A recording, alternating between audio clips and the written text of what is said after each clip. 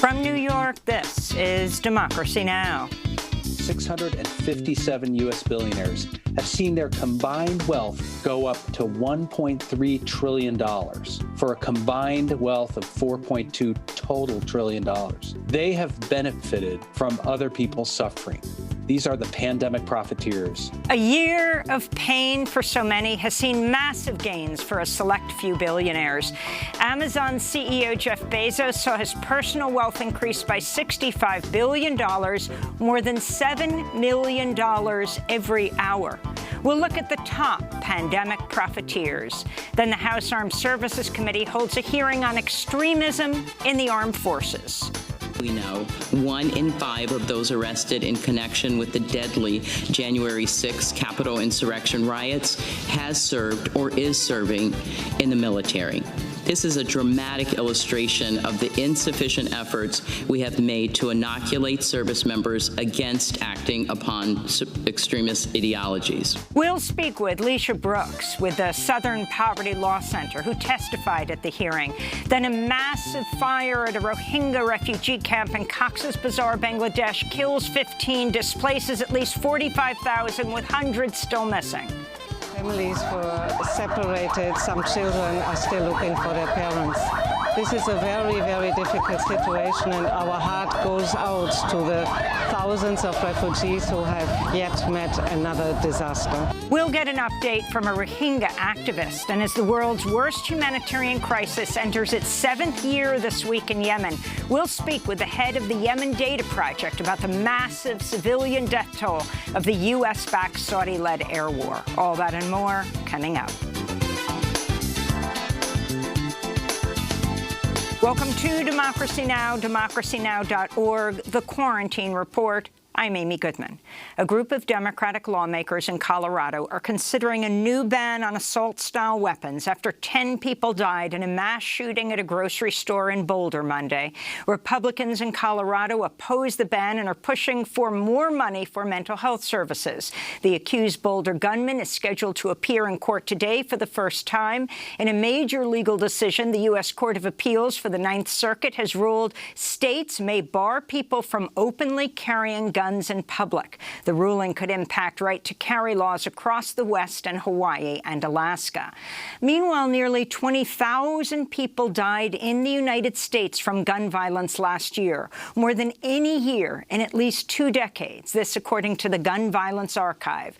Gun sales also jumped by 64% in 2020, with some 23 million guns sold in the United States. President Biden's tapped Vice President Kamala Harris to oversee an effort to slow the high number of migrants crossing the U.S.-Mexico border. There are now over 15,000 unaccompanied migrant children in U.S. custody. Harris spoke at the White House Wednesday. While we are clear that people should not come to the border now, we also understand that we will enforce the law, and that we also, because we can chew gum and walk at the same time, must address the root causes that cause people to make the trek, as the president has described, to come here. President Biden's holding his first news conference since taking office today. He's expected to face questions about the border. On Wednesday, the Pentagon approved a plan to temporarily house unaccompanied migrant children at 2 Texas military bases. The Environmental Protection Agency has faulted the private prison company Geo Group for using a pesticide as a coronavirus disinfectant up to 50 times a day at the Adelanto Detention Center in California. Immigrant prisoners reported nosebleeds, fainting, headaches, and stomach pain after being exposed to the pesticide. President Biden's now deported more Haitians over the past 2 months than President Trump did in the previous year, even though the Biden administration admits Haitians, quote, may face harm after being deported. Haiti is in the midst of a political and economic crisis. At least 1,300 Haitians, including hundreds of children and infants, have been deported since February 1st. The most recent deportation flight took place Wednesday. The COVID-19 death toll in Brazil has topped 300,000, the second highest in the world after the United States. More than 5,000 Brazilians have died over the past 2 days. Brazil's hospital system is on the brink of collapse with widespread oxygen shortages. Here in the United States, the total number of cases has topped 30 million, with the death toll now over 546,000. Meanwhile, Israel's become the first country to fully vaccinate more than half of its adult population, but few Palestinians living in the occupied territories have been vaccinated. On Wednesday, Doctors Without Borders urged Israel to immediately help slow the spread of COVID in the occupied territories where cases are spiking. The Senate has held its first hearing on the For the People Act, the most sweeping voting rights bill in decades. The legislation has already been approved by the House. Senate Democrats say it's needed to counter efforts at the state level by Republicans to restrict the right to vote. Since the 2020 election, Republican state lawmakers have introduced over 250 bills in 43 states to limit voter access. This is Senate Majority Leader Chuck Schumer. Instead of doing what you should be doing when you lose an election in a democracy, attempting to win over those voters in the next election, Republicans instead are trying to disenfranchise those voters. Shame on them. Senate Minority Leader Mitch McConnell called the effort to protect voting rights a, quote, power grab. This is clearly an effort by one party to rewrite the rules of our political system. In other voting news, lawmakers in Washington state have passed a bill to automatically restore voting rights for people who are on parole and probation. The United States and European countries have announced new plans to work together to counter China. On Wednesday, Secretary of State Antony Blinken spoke at NATO headquarters and claimed China was a threat to other NATO nations. There's no question that Beijing's coercive behavior threatens our collective security and prosperity, and that it is actively working to undercut the rules of the international system and the values we and our allies share. Earlier this week, the United States, the European Union, Britain and Canada imposed new sanctions on Chinese officials over the mistreatment of Muslim Uyghurs in Xinjiang province. China then accused Western nations of having a hypocritical stance on human rights, citing U.S. wars in the Middle East, systematic racism in the United States, the French slaughter of Algerians during colonial rule, and the Holocaust. Meanwhile, Facebook has removed a group of suspected China-based hackers accused of using the platform to help spy on Uyghur exiles, as well as journalists and activists. Virginia has become the first state in the South to outlaw capital punishment. Democratic Governor Ralph Northam signed legislation Wednesday abolishing the death penalty. I can say that the death penalty is fundamentally flawed. Most importantly, we know that the system doesn't always get it right. Since 1976, when the Supreme Court reinstated the death penalty, Virginia's carried out 113 executions, more than any state besides Texas. In Argentina, thousands marched in Buenos Aires Wednesday to mark the 45th anniversary of the 1976 coup that ushered in a bloody U.S.-backed dictatorship under which as many as 30,000 people were killed and disappeared. Lita Boitano is the president of Families of the Disappeared and Detained for Political Reasons. What I am feeling is that I never felt my children so close like this year. My children are part of the 30,000 disappeared. They are part of the group that are never named or that are barely named, the more than 10,000 political prisoners, the thousands killed by the genocidal dictatorship. Meanwhile, the National Security Archive has revealed new details about how the U.S. government was in direct contact with the coup plotters in Argentina prior to the overthrow of Isabel Perón's government March 24, 1976. Declassified documents show then CIA Director George H.W. Bush briefed President Gerald Ford on a possible coup almost 2 weeks before it happened. The U.S. government also told the Argentine military in advance it would recognize the new regime. At the time, the State Department was privately acknowledging a coup would lead to, quote, military rule for an extended duration and of unprecedented severity. The U.S.-backed dictatorship in Argentina would continue until 1983. Kim Janey has been sworn in as mayor of Boston, making her the first woman and first person of color to hold the office. She replaces Marty Walsh, the new U.S. Labor Secretary. Janey vowed to fight Boston's wealth gap. Today, in the city of Boston, we have an enormous wealth gap. The median net worth for Black families is just $8. $8 is not an accident. It is the product of discriminatory policies that we have all inherited. We need to call it out, and we need to implement new policies to address it. While the median net worth of Black families in Boston is just $8, the median net worth of white families in Boston is nearly $250,000, nearly 31,000 times as much. A new report's revealed the world's 60 largest banks lent more than $3.8 trillion for fossil fuel projects since 2016, following the signing of the Paris Climate Agreement. Top lenders included J.P. Morgan Chase, Wells Fargo, Bank of America, Citibank, and the Bank of China. NBC New York's revealed the New York Police Department's issued over 217,000 secret subpoenas to force Internet providers and other companies to hand over personal information for tens of thousands of people for so-called internal investigations. Targets of the subpoenas include journalists and officers who criticize the NYPD. One target was Philip Ansardi, who retired from the department in 1993. He was alerted by Microsoft after the NYPD demanded access to all of his emails, citing a provision under the USA Patriot Act. It wasn't created to go after a retired cop who goes tuna fishing. That's not the Patriot Act. Absolutely shocking that they were abusing or are abusing the Patriot Act to investigate civilians. One retired police captain compared the NYPD to the Gestapo. The Senate has confirmed Dr. Rachel Levine to be Assistant Secretary of Health. She becomes the first openly transgender official to be confirmed by the U.S. Senate. And President Biden signed a proclamation Wednesday to mark Equal Pay Day, a day which marks how far women must work into the new year to earn what men made on average in the previous year. This is U.S. soccer star Megan Rapinoe speaking at a congressional hearing.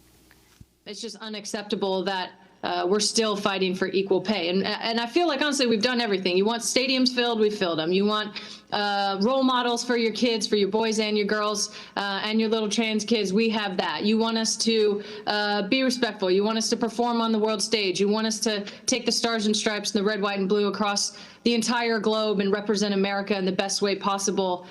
We've done all of that, and simply there's no reason why we're underpaid for the exception of gender. That's soccer star Megan Rapinoe. And those are some of the headlines. This is Democracy Now!, democracynow.org, The Quarantine Report. I'm Amy Goodman in New York with co-host Nermeen Sheikh.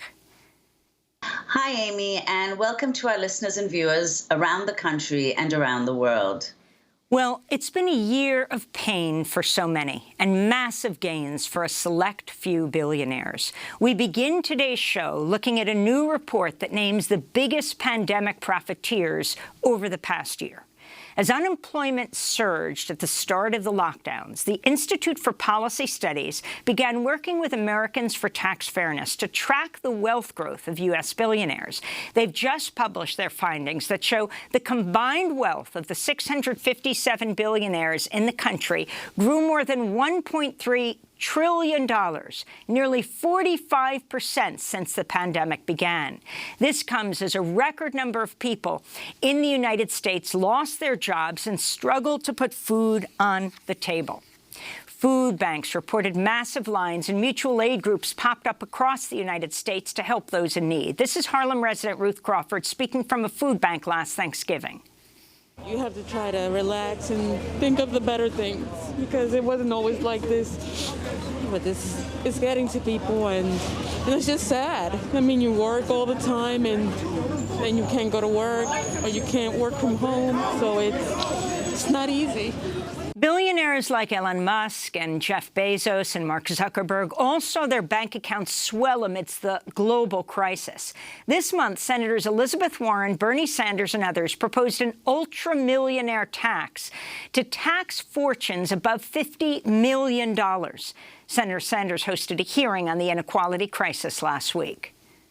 We'll be asking about how it happens that the top 1/10 of 1% now owns more wealth than the bottom 90%, 0.1% more wealth than the bottom 90%, and two individuals, Bezos and Musk, now own more wealth than the bottom 40%. And meanwhile, we're looking at more hunger in America than at any time in decades. Senator Sanders is holding another hearing today. For more, we're joined by Chuck Collins, director of the Institute for Policy Studies program on inequality and author of their new report, A Year of Billionaire Pandemic Gains. Chuck Collins is also the author of The Wealth Hoarders, How Billionaires Pay Millions to Hide Trillions. Chuck, welcome back to Democracy Now! Who are the pandemic profiteers and how they do it? Well, good morning, Amy. And you mentioned a couple who, like Jeff Bezos, like Elon Musk. But what we found was that there was a whole group of people, almost 50 billionaires, whose wealth has gone up over 100%. And they are often leading companies who have benefited from the pandemic conditions by having essentially their competition shut down. So they're the online retailers, the online telemedicine. And then think about it, any of the companies that we're sort of depending on while a bricks and mortar economy's been shut down, those are the ones that have seen their wealth surge dramatically.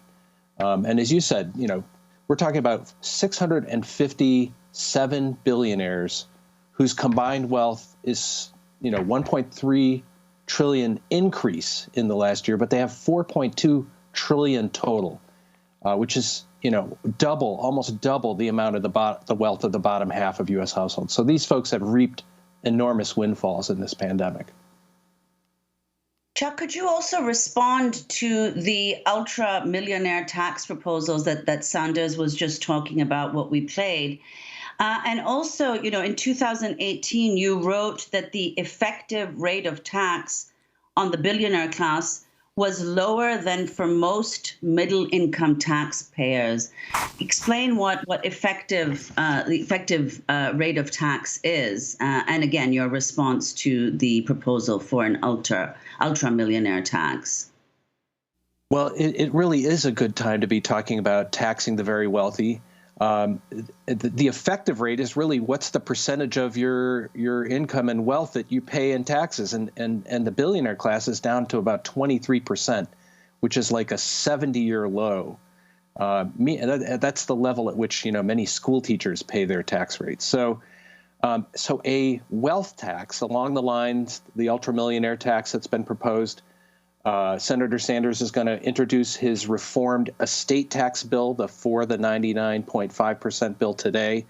Those are the kinds of legislation that will raise significant money from that billionaire class. We estimated, Americans for Tax Fairness and Institute for Policy Studies estimated that the wealth tax, half the revenue, would come from billionaires. Over 10 years, almost $1.5 trillion of revenue would come just from billionaires. So it would go a long way toward making the tax system more fair and restoring the lost progressivity that we had in past decades. And Chuck, it's clear that, of course, the U.S. was not the only country that saw billionaires increasing their wealth exponentially during the pandemic.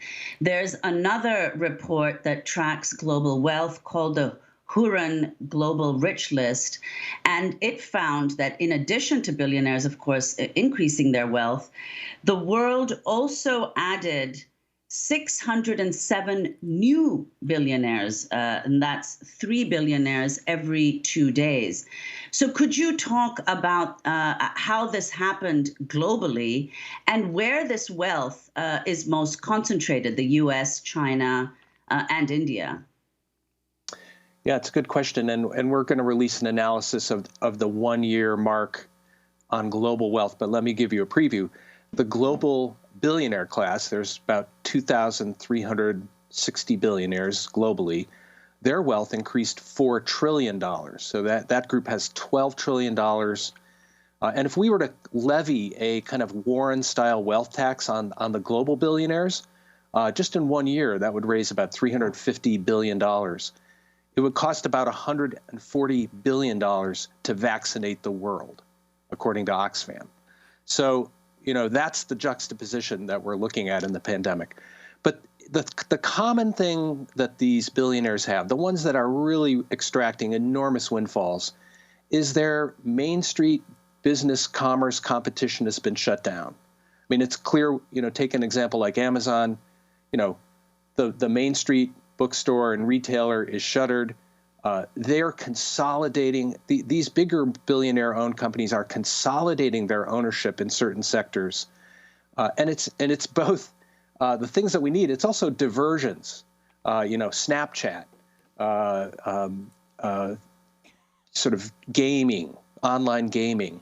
All those things have also, there's a huge amount of wealth that's been extracted from these companies that own some of the online gaming firms.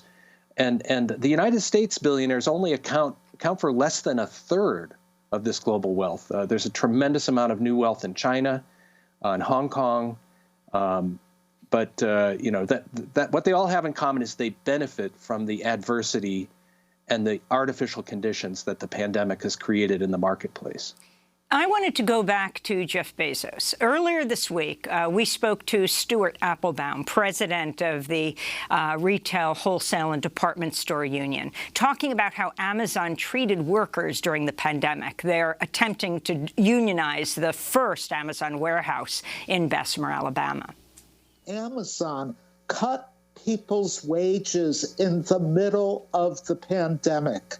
At the end of May, they eliminated the $2 hazard pay they had been giving, even though the pandemic continued to rage, even though the hazards were just as bad, if not worse, as they had been before. And why did they do it? They didn't do it because they needed to. You talked about how much money Bezos has made during this period. They did it because they thought they could get away with it. Oxfam put out a report that said if Jeff Bezos had given every one of his employees a bonus of $105,000, Bezos still would have been wealthier at the end of the pandemic than he was at the beginning. So let's talk about that, Chuck. Amazon CEO Jeff Bezos saw his personal wealth increase by $65 billion, more than $7 million every hour. Tomorrow, we're going to be talking with Danny Glover, who is going down along with Bernie Sanders and others for the final push days of the Amazon unionization drive effort in Bessemer. The significance of them fighting, spending millions fighting this unionization, and yet you look at the massive pandemic profiteering that he is engaged in. Yeah, I mean, it's clear that Bezos, and Amazon hired 450,000 new workers during the pandemic globally, 800,000 workers now in the U.S. Many of them were sent into the viral line of fire with inadequate protection. I've talked to lots of Amazon workers in warehouses in the north where even they are unionized in some cases, but they are still, being forced to work in unsafe conditions. Amazon could have done so much more. They could have kept hazard pay in place. They could allow workers to organize. They could share the wealth with their employees, but instead they've hoarded the wealth at the top. The average Amazon worker has seen their pay go up less than $1 over the year, but compared to Bezos's, as you point out, thousands of dollars an hour that he's reaping from the situation. So it's really great that people like Danny Glover and others are standing and organizing, standing with the workers in Alabama in their struggle, because this is a pivotal moment to push back on these sort of oligarchic owners. Same with Musk. Musk, again, sending his workers back into factories without adequate protection, while these billionaires sit in their own protective bubbles. We want to thank you so much, Chuck Collins, and we're going to link to your report. Chuck Collins is director of the Institute for Policy Studies Program on Inequality. That new report, A Year of Billionaire Pandemic Gains. He's the author of The Wealth Hoarders, How Billionaires Pay Millions to Hide Trillions. Next up, the House Armed Services Committee holds a hearing on extremism in the armed forces. 1 in 5 of those arrested in connection with the deadly January 6th Capitol insurrection have served or are now serving in the military. Stay with us. The lawyer and the pharmacist when walking through paradise. Press suits in a courtroom, aroma of chloroform. And they smiled at the judge, disposition so sunny. 'Cause they didn't have the cure, but sure needed the money. What a strange, strange world we live in, where the good are damned and the wicked forgiven. What a strange, strange world we live in. Those who don't have lose, those who got get given. More, more, more, more.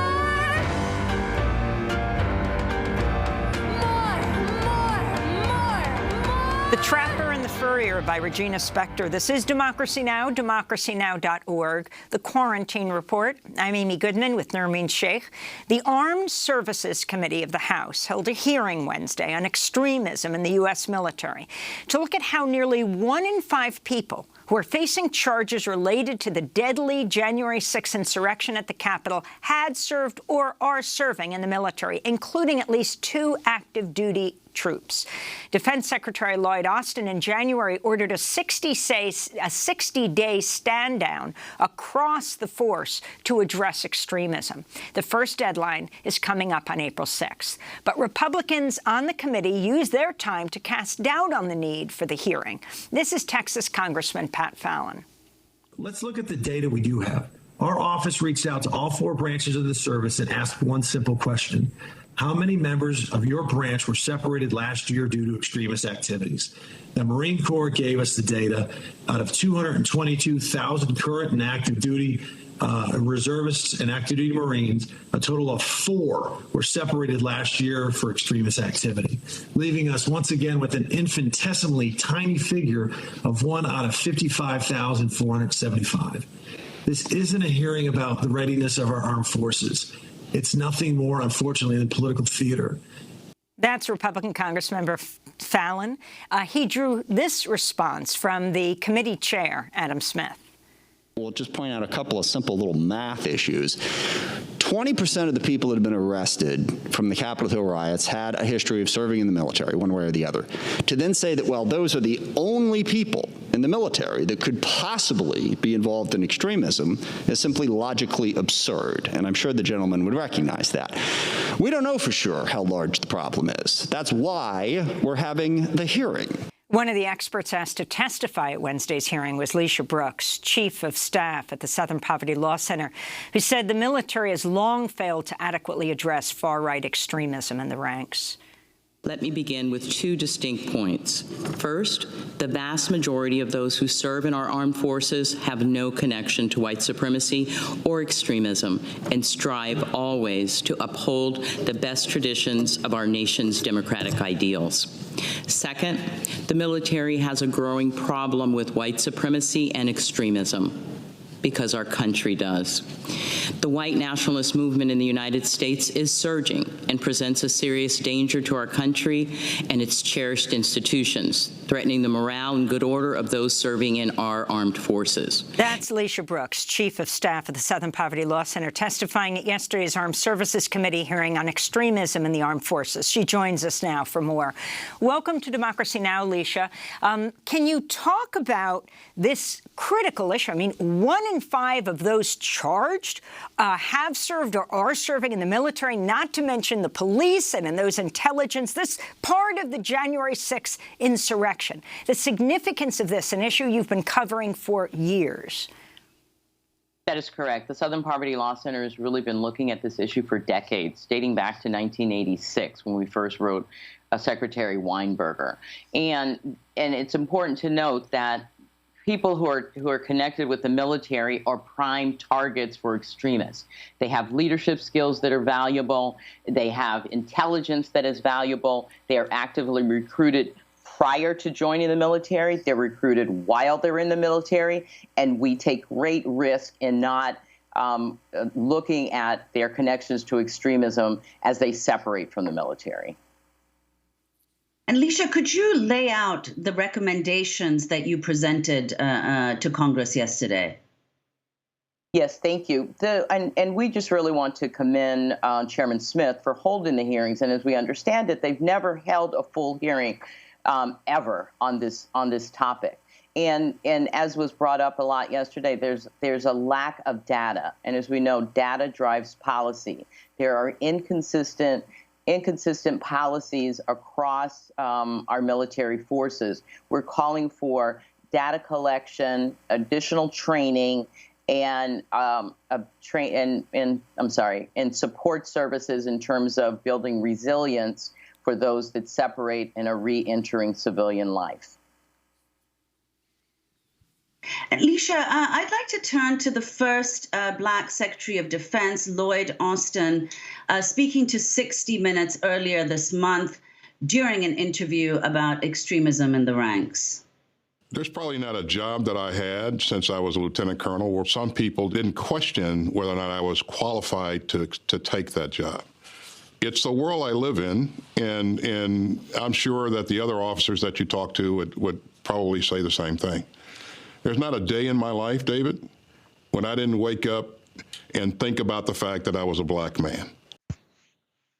So, Leisha, your response to that, the significance of Austin being in this position, and also the steps that he's taken so far to address the question of hate and extremism in the military.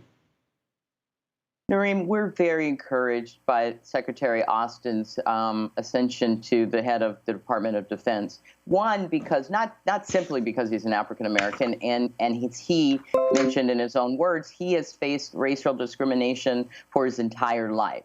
It's also important to note that he experienced firsthand white supremacists in the military, so he knows that it exists and that it has existed for some time. That 60 Minutes broadcast was so difficult to hear. Not only did we hear from Secretary Austin, but we also heard from the head of the Air Force, who talked about similar experiences with racial discrimination. And we know that based on Military Times surveys, they survey active duty service members, and each year for the last 3 years, it goes up where service members report that they've seen and witnessed white nationalists or white supremacy on base and within the ranks. So the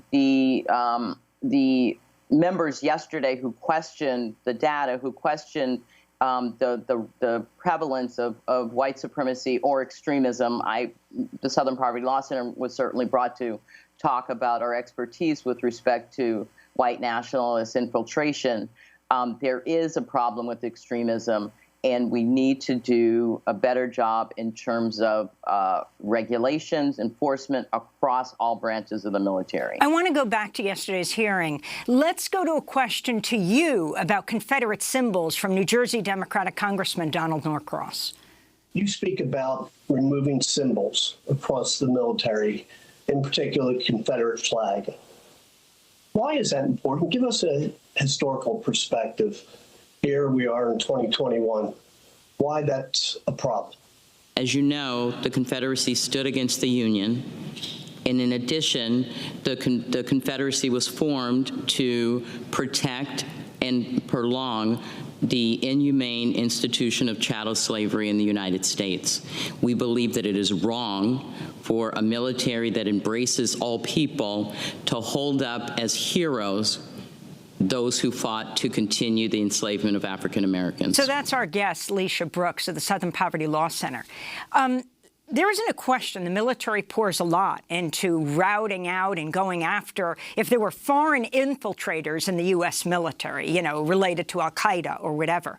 Do you see anything like that kind of those resources going in to rout out white supremacists? Clearly, in all the reports of the Pentagon and intelligence, the #1 domestic terror threat in this country. That is true. No, not at all. Not at all. I mean, we are just getting at the place, Amy, where we can talk about white supremacy and white nationalism. The Southern Poverty Law Center, we presented last year to a subcommittee of the armed services, and they could barely say the word white supremacy or white nationalism. So at least we are thankful that the conversation is moving forward. And again, I think it's extremely important that we have Secretary Austin who recognizes that it exists. So we are hopeful, and we're hopeful in terms of this president and the Secretary of Defense. I was more hopeful prior to yesterday's testimony about the committee, but they're, again, giving credit to Chairman Smith, I do believe that they will do all that they can to ensure that we engage in robust data collection, that regulations are uniform across all branches of service, that the regulations pertaining to active participation in these extremist groups is taken seriously. Did you see what happened on January 6th as an attempt of white supremacists to take over the Capitol? Oh, my goodness, yes.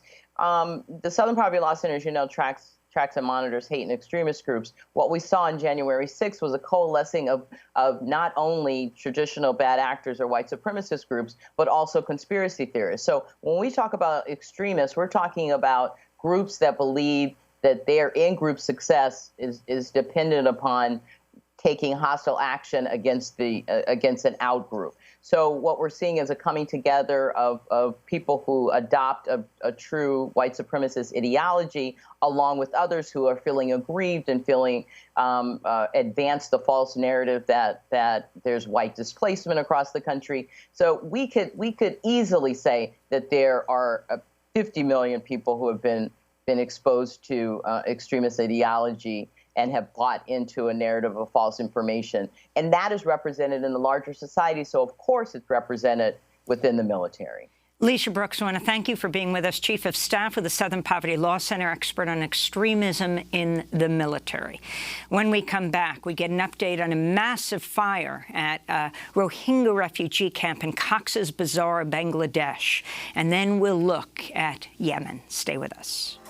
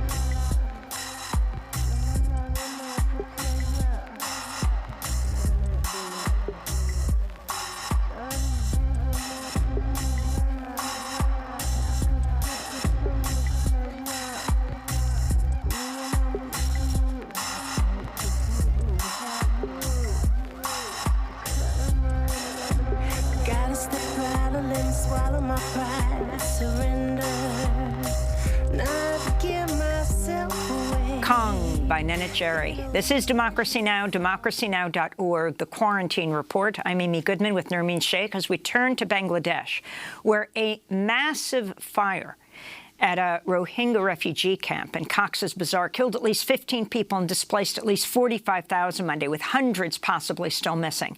At least 17,000 shelters were leveled after the blaze ripped through the crowded camp, leaving behind scenes of utter destruction and despair as people were separated from their loved ones. We have lost everything. My husband and with my 2 children came out of the fire, but one of my children is still missing. Bangladeshi authorities are investigating the cause of the fire. Nearly 1 million Rohingya refugees live in southern Bangladesh, often in squalid and dangerous conditions, after fleeing a brutal military crackdown in Burma in 2017. This comes as Burma has been in turmoil for nearly 2 months after a military coup February 1st that deposed the civilian leader Aung San Suu Kyi and set off mass nationwide protests. The deadly crackdown on demonstrators has killed at least 286 people in Burma, according to a local rights group. For more, we are joined by Tun Kim, Rohingya activist, president of the Burmese Rohingya Organization UK. Cox's Bazar is the world's largest refugee camp. It houses nearly 900,000 Rohingya refugees who fled violence and persecution in Burma. Welcome to Democracy Now! Describe the conditions on the ground now in this refugee camp, and then we'll talk about what this means in the midst of the even further military crackdown from where they fled in Burma. Thank you for having me. And it is very, very tragic moment for the Rohingya people. We are receiving very serious conditions, the people of Rohingya people in Bangladesh. As far as what we know now, so far, at least 20 Rohingyas were died during the fire. 45,000 people become displaced, and 460 over the people they are injured during the fire. So it is very worrying situation. What can happen tomorrow for these people? Our Rohingya brothers and sisters, they fled when their life was at risk in Burma because of genocidal acts from Burmese military in 2017. They fled. Now they are having this problem. It's unbelievable. I have no word to express. I receive many videos and many calls from our brothers and sisters. This is really, really a tragic moment for us, and international community have to take serious action, support assistance and medical care and supporting them psychologically. And there is much more need to be done, to be honest, I can say. And Tunkin, can you, what was your response to how the Bangladeshi government responded to the fire? There was a camp inhabitant who was quoted in the New York Times as saying that if the Bangladeshi government had wanted to intervene earlier and stop the fire, they could have. Bangladesh government giving shelters, protection to the Rohingya refugees, about 1 million people. We really appreciate Bangladesh government, and Bangladesh government, but the people of Bangladesh have shown solidarity and hospitality to the Rohingya people. We will never forget it. At this moment, what's happened, during the fire, Bangladesh government should be done much more, intervene to stop that. Unfortunately, there is barbed wire that prevent to escape the victims. That is very, very important, that barbed wire shouldn't be there, That is, Bangladesh government should consider it. Bangladesh government, I request Bangladesh government should do more, and we appreciate and we always express our thanks to the people of Bangladesh and government of Bangladesh, what they are giving the genocide survivors, 1 million people, giving shelter. Tunkin, could you respond to the impact of the coup in Burma on the condition of the Rohingya who are still there, as well as the ones in the camp, and explain specifically who the coup leader is in Burma, Min Aung Hlaing, and his role in the persecution of the Rohingya? This is Min Aung Hlaing. He ordered to kill thousands of Rohingya people in 2017. He ordered to rape thousands of Rohingya women. He ordered to burn alive Rohingya children in 2017 in front of their parents. And at least 380 villages were burned down by his order, That is what happened in 2017. He is the most wanted. He committed genocide, war crimes, and crimes against humanity, against other minorities. He committed genocide against Rohingya. So he is very brutal. We are worried what can happen. 600,000 Rohingyas are in Burma now. They are still facing genocide. They're not allowed to move from one village to another, not getting access to medical care, not getting access to education. So He is the person now he did his military coup leader now. We can see on the streets of Rangoon, Mandalay, and other cities in Burma what brutality military is doing. So last about 2 months now, I can feel the pain what our brothers and sisters in Rohingya in 2017 faced. The same pain I can feel for the people of Burma, our brothers and sisters in Rangoon, Mandalay, Taunji. Today 4 people were killed, and other cities. So we are showing our solidarity with our brothers and sisters of our country, from solidarity with our brothers and sisters from our country. We can paint the feeling what they are facing, and you can imagine how brutality they have done to Rohingyas. Even now in the cities, Rangoon is the largest city. At the city, they're coming into their house and grabbing the people, and they're firing bullets from straight to the at the middle of the day and nights, and raiding houses. Continually, this is going on.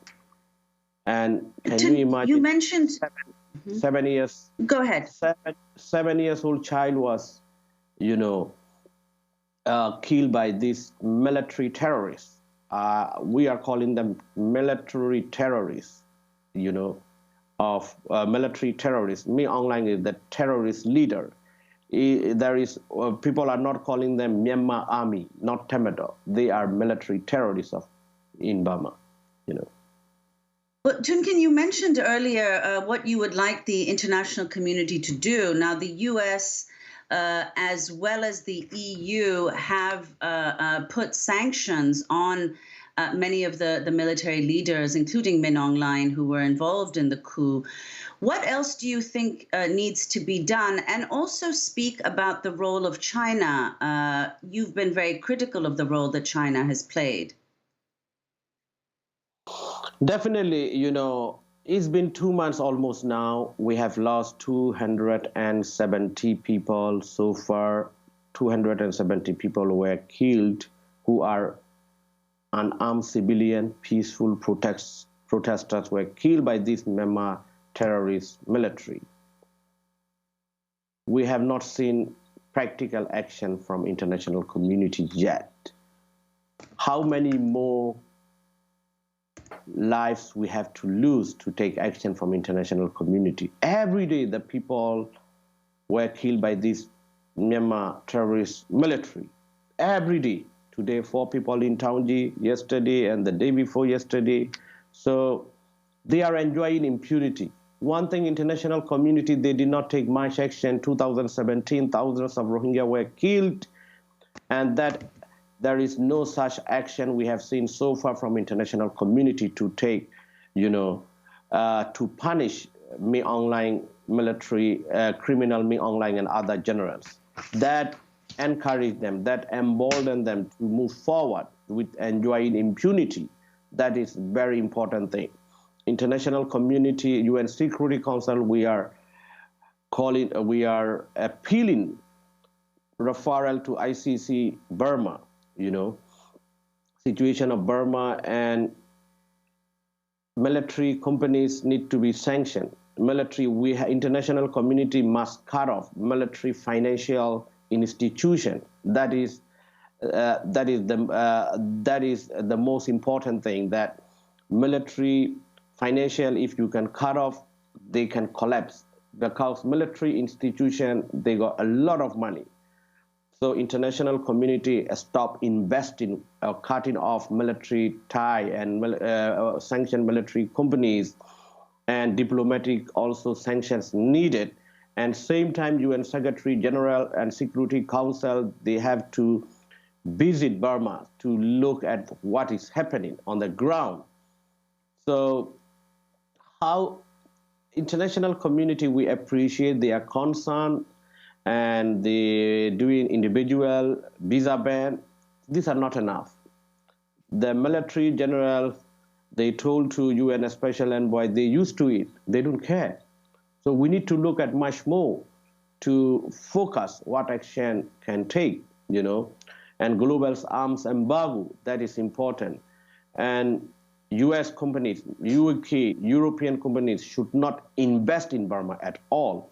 Toon Keen, we're going to have to leave it there, but we want to thank you very much for being with us. And of course, we're going to continue to follow this. Rohingya activist, president of the Burmese Rohingya Organization, UK.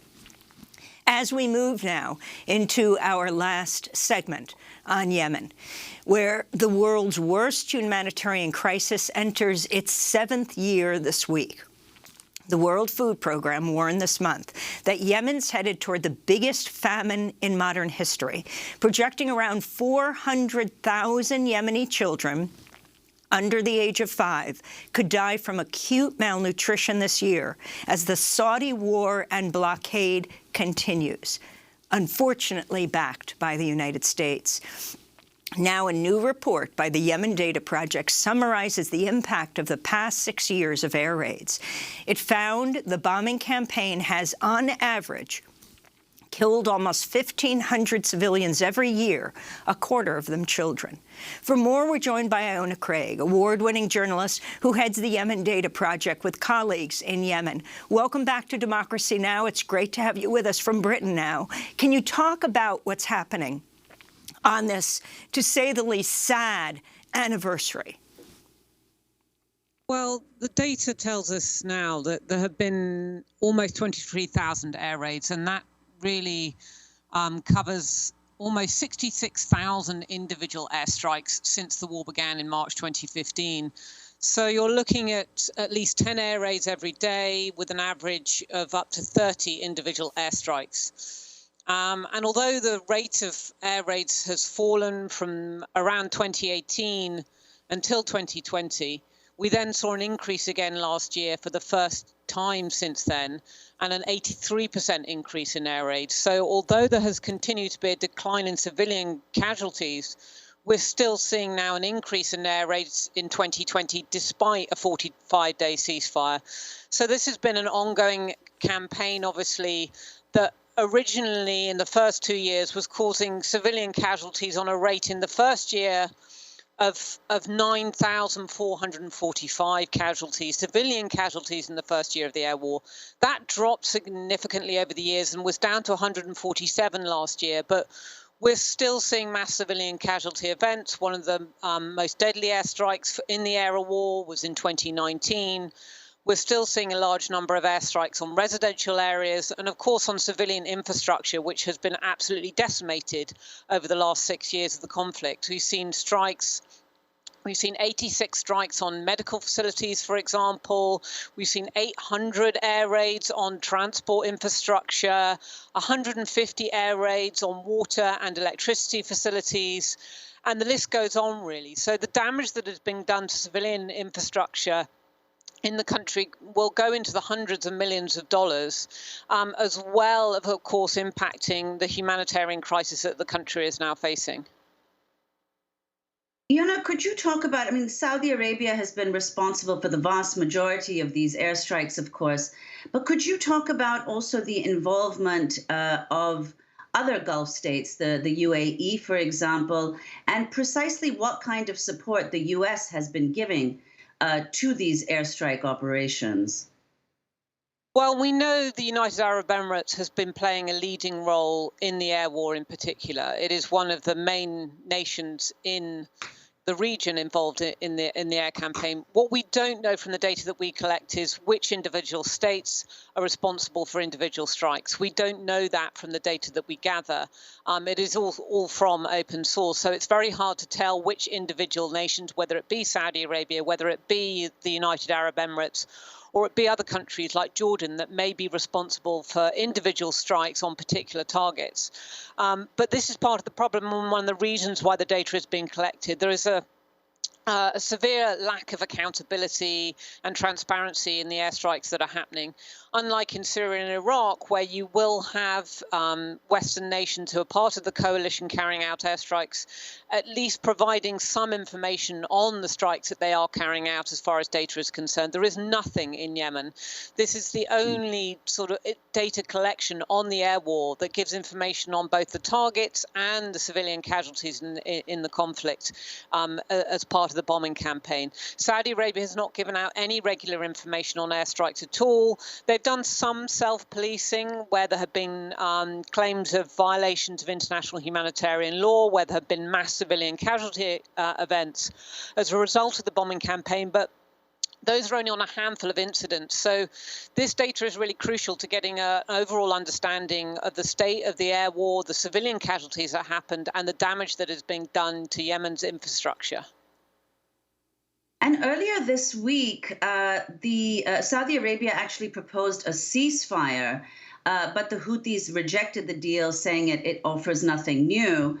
And Human Rights Watch also recently came out with a report condemning the Houthi rebels, saying they've been attacking displaced people's camp. And you have said that both Houthis and Saudi Arabia, their de facto blockade, is what's led to Yemenis starving. So could you talk about the role that the Houthis have been playing increasingly in recent years and what they've been responsible for in terms of the destruction of Yemen's infrastructure? Well, I think one of the things we have to focus on here is the fact that when the fighting happens in residential areas, that's where the most civilian casualties occur. So, for example, in the air war, only 10% of air raids are actually in residential areas, but they cause 40% of the civilian casualties. And that's particularly important at the moment because the Houthis have been pushing this offensive on the city of Marib.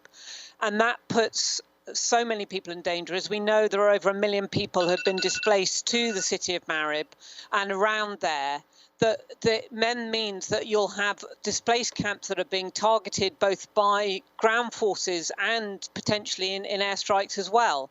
So the concern, particularly at the moment, is for civilians in Marib, that we may see then an increase in civilian casualties purely because there is increased violence both in the air war and in the ground war that has been pushed by the Houthis in the last few weeks because of their uptick in fighting and an attempt to take the city of Marib.